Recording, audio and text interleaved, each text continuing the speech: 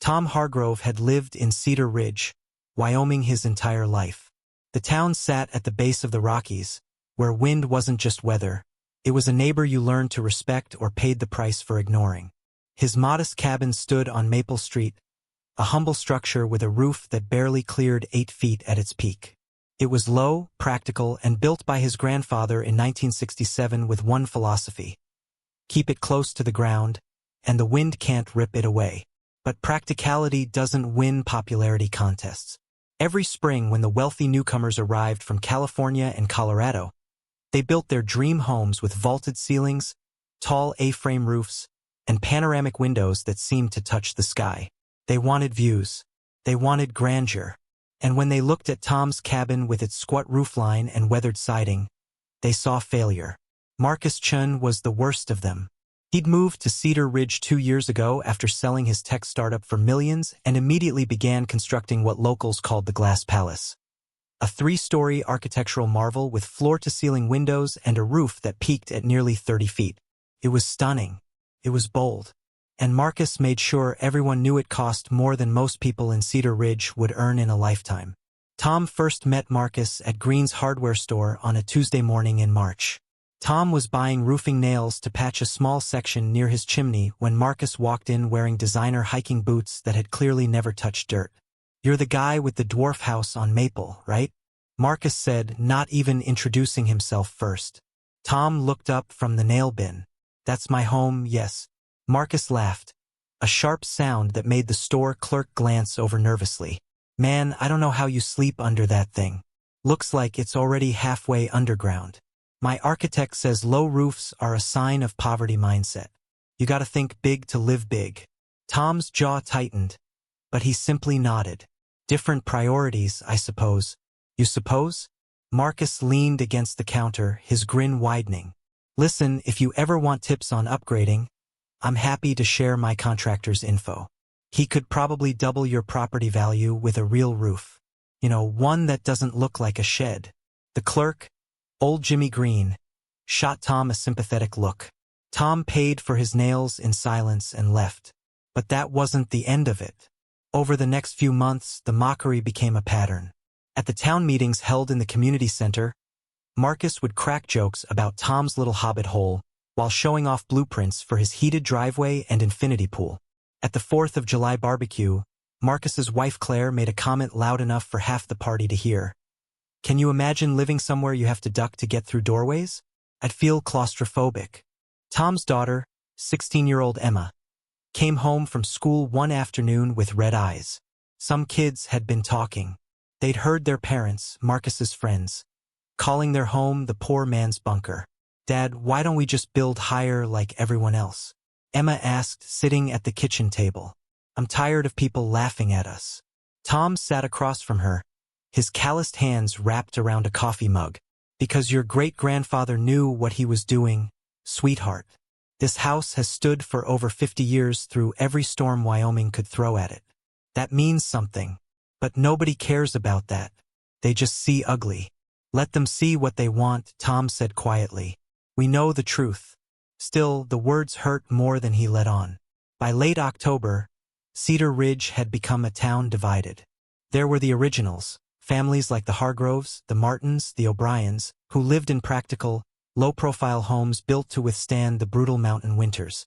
And then there were the newcomers, the California transplants and remote workers who built trophy homes with soaring roofs and modern designs that looked like they belonged in architecture magazines. Marcus's Glass Palace was finally completed in early November, just as the weather began to turn. He threw a massive housewarming party, inviting everyone in town whether they liked him or not. Tom didn't go, but Emma reported back that the interior was breathtaking. Chandeliers, marble countertops, and a living room where you could see all the way to the roof beams 3 stories up. "Your dad's missing out," Marcus had told Emma with a smirk. "This is what success looks like." But Tom wasn't thinking about success. He was watching the sky. The old-timers in Cedar Ridge had a saying: "When the aspens turn early and the elk come down low, the wind's got plans." And that November, the aspens had turned 2 weeks ahead of schedule. The elk were grazing in the valley. Tom checked his roof one more time, tightened every loose board, and stocked up on firewood. Something big was coming. The first major windstorm hit Cedar Ridge on November 18th at 2 in the morning. Tom woke to the sound of something he'd heard many times before, the deep, hollow roar of mountain wind funneling through the valley. It wasn't the whistle of a breeze or the howl of a typical storm. This was different, heavier, meaner. He got out of bed and looked through his window. Trees bent at severe angles, their branches whipping violently. A trash can tumbled down the street like a tin toy. The power lines swayed in wide, dangerous arcs. Tom walked to Emma's room and knocked softly. "You awake?" Yeah. Her voice was small. "Is it bad?" "Serious. Stay away from the windows." He went downstairs and checked every door, every latch. The cabin groaned under the pressure, but it held firm. His low roof, ridiculed and mocked for months, sat tight against the frame. The wind passed over it like water over a stone. But up the hill, where the new home stood tall and proud, things were different. By dawn, the wind had subsided to a dull roar, and Tom ventured outside. The damage was immediate and obvious. Shingles littered the streets like fallen leaves. A section of privacy fence had been ripped clean off its posts. And on the ridge where Marcus's glass palace stood, something was very wrong. Tom walked up Maple Street toward the higher elevation where the newer homes clustered together. A small crowd had already gathered, phones out, voices rising in disbelief. Marcus stood in his driveway, staring up at his roof, or what was left of it. A massive section of the western side had been torn completely away. The exposed wooden beams jutted into the sky like broken ribs. Insulation hung in soggy clumps. One of the panoramic windows had shattered, and glass sparkled across the lawn like cruel confetti. "This can't be happening," Marcus muttered, his face pale. "This was engineered, certified. This wasn't supposed to happen." Claire stood beside him, wrapped in a blanket, her expression hollow. "Everything inside is ruined. The furniture, the floors, everything." Tom stopped at the edge of the driveway, unsure whether to approach. Another neighbor, Dale Pritchard, wasn't so hesitant. "Guess those tall roofs aren't so great after all," Dale said coldly. Dale's own home, a low ranch style, had barely lost a shingle. Marcus spun around, his eyes wild. "This is a fluke. A defect. My contractor is going to hear about this." Tom finally spoke, his voice even. "It's not a defect, Marcus. It's physics. The taller the roof, the more surface area the wind catches. My grandfather learned that the hard way." Marcus's face flushed red. "Oh, so now you're an expert? You and your little shed made it through one storm and suddenly you're a genius?" "I'm not claiming to be anything," Tom said quietly. "Just telling you what I know." Marcus stepped closer, his finger jabbing the air. "You know what I think? I think you're enjoying this. Watching people who actually have something lose it." The words landed like punches. Tom didn't respond to Marcus's accusation. He simply turned and walked back down the hill toward his cabin, the weight of the insult sitting heavy in his chest. He'd never wanted anyone to suffer. He just wanted to be left alone. But the storm wasn't finished with Cedar Ridge. Over the next 3 days, 2 more wind events rolled through the valley, each one stronger than the last. The National Weather Service issued warnings. Schools closed. The highway into town was shut down after a semi-truck was blown onto its side. And with each gust, more of the tall roofs began to fail. The Hendersons lost their entire garage roof. The Malloys had a chimney collapse through their vaulted ceiling. Even Claire's sister, who lived in one of the modern cabins near the lake, watched helplessly as her metal roofing peeled back like the lid of a sardine can. Tom's cabin, meanwhile, stood untouched. On the 4th day, when the wind finally calmed to a manageable level, Tom was outside stacking firewood when he heard footsteps behind him. He turned to find Marcus standing there, hands shoved deep in his jacket pockets, his face etched with exhaustion. Tom straightened, waiting. Marcus cleared his throat. "I need help." Tom set down the log he was holding. "What kind of help?" "My roof. The contractor says it'll take 6 weeks to get materials and another month to rebuild. We can't stay in the house. It's open to the elements. Insurance is dragging their feet." Marcus's voice cracked slightly. "I got nowhere else to go. Hotels are booked solid with other families in the same situation." Tom studied him for a long moment. "And you're asking me because?" "Because you were right," Marcus said, the words clearly painful to admit. "About the roof. About the wind. About all of it. I was an idiot.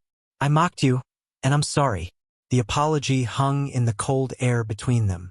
Tom crossed his arms. "What exactly are you asking for, Marcus?" "Advice. Help.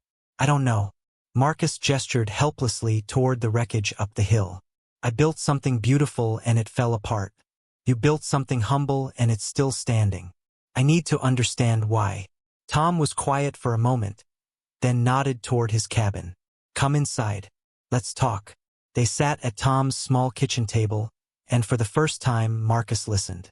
Tom explained the principles his grandfather had taught him, how wind loads work, how low profiles reduce resistance, how traditional building methods in harsh climates prioritize survival over style.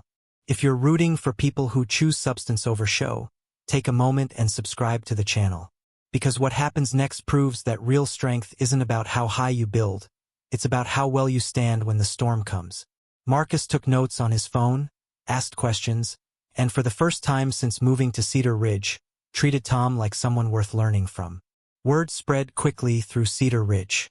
Marcus Chen, the man who'd spent months mocking Tom Hargrove's low cabin, was now sitting at his kitchen table asking for help. And Tom, despite having every reason to refuse, was giving it. Within a week, something unexpected began to happen. Other homeowners started showing up at Tom's door. First, it was Dale Pritchard's cousin, whose modern A-frame had lost half its roof. Then it was the Malloys, then the Hendersons. They came with questions, with blueprints, with desperate requests for guidance on how to rebuild smarter, lower, stronger. Tom found himself holding impromptu workshops in his driveway, explaining wind dynamics, showing them his grandfather's old construction notebooks, pointing out the details that made his cabin resilient. Emma watched from the porch, amazed to see her father, who'd been dismissed as backwards and poor, suddenly become the most sought-after person in town. But the real transformation was happening with Marcus. He didn't just take notes and leave. He stayed. He helped Tom reinforce a neighbor's damaged shed. He drove to Casper to pick up supplies when the local hardware store ran out. He started showing up at 6 in the morning, thermos of coffee in hand, ready to learn. "Why are you doing this?" Tom asked one frozen morning as they worked on securing tarps over the Hendersons' exposed roof. Marcus paused, his breath fogging in the cold air. "Because I've spent 2 years building the wrong things. I built a palace to impress people I don't even like. I wanted everyone to see my success. But when the wind came, none of that mattered." He looked at Tom directly. "You built something that protects your family. That's what I should have been doing all along." By mid-December, the town had changed.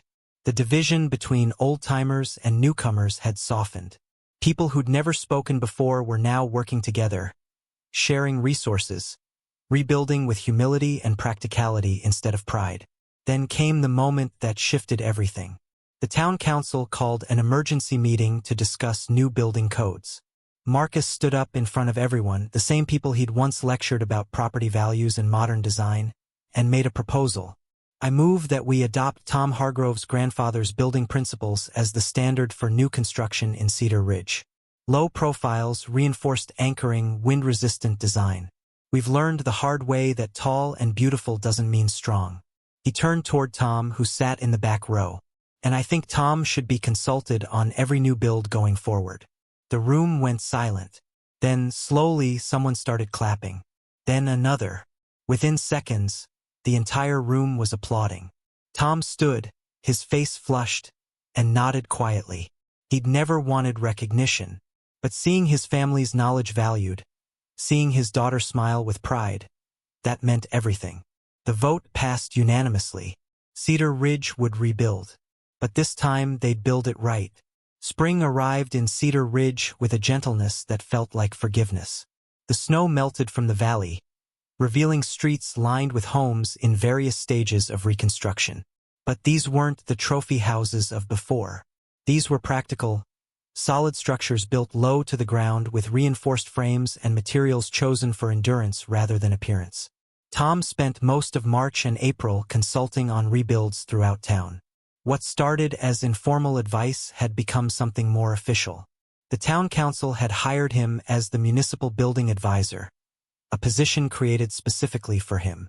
It came with a modest salary and the respect he'd quietly deserved all along. Marcus's rebuild was the most dramatic transformation. Instead of recreating the glass palace, he designed something entirely different. A beautiful but humble two-story home with a low-pitched roof, native stone facade, and windows positioned strategically to capture views without creating structural vulnerability.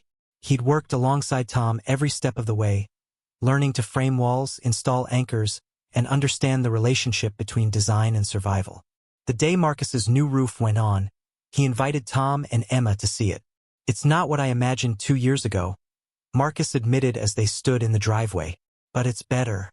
Feels like a home now, not a showpiece." "That's the point," Tom said with a slight smile. "A home should protect you, not impress strangers." Marcus extended his hand. "I never thanked you properly for helping me when you had every reason not to." Tom shook it firmly. "We're neighbors. That's what neighbors do." But it was more than that, and they both knew it. Tom had shown Marcus something more valuable than construction techniques. He'd shown him grace. The kind of quiet strength that doesn't gloat when proven right and doesn't withhold help from someone who needs it.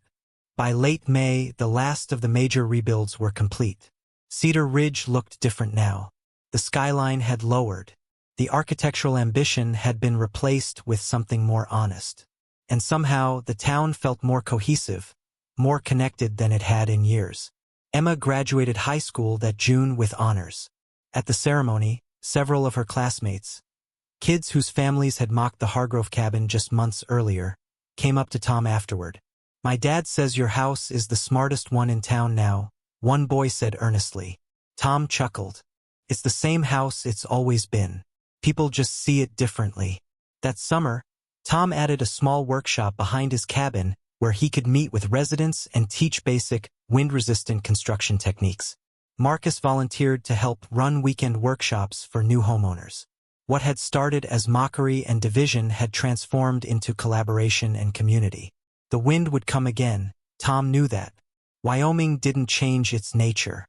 But now Cedar Ridge was ready.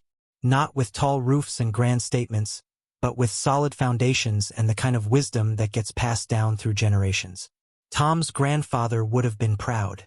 And for the first time in years, Tom felt truly at peace. 3 years later, Cedar Ridge had become something of a legend in Wyoming. Architectural journals featured the town as a case study in adaptive building practices. The University of Wyoming's engineering department brought students to study the community's transformation. And the building codes Tom had helped establish were being considered as models for other mountain towns facing similar wind challenges. Tom's workshop had expanded into a full training center. He'd partnered with the local community college to offer certification courses in wind-resistant construction. Students came from as far as Montana and Colorado to learn the principles his grandfather had understood instinctively decades ago. Emma was in her junior year at Colorado State, studying civil engineering. She came home for Thanksgiving weekend, and Tom barely recognized the confident young woman who stepped out of her truck. She'd interned that summer with a sustainable architecture firm in Denver, and they'd already offered her a position after graduation. "They're designing a whole housing development using your principles, Dad," she said excitedly over dinner. "Low profiles, natural materials, built for the environment instead of against it. They want you to come consult next spring." Tom shook his head, smiling. "I'm just a guy who listens to his grandfather's voice." "You're more than that. You changed this whole town." Marcus and Claire had become close friends with the Hargroves.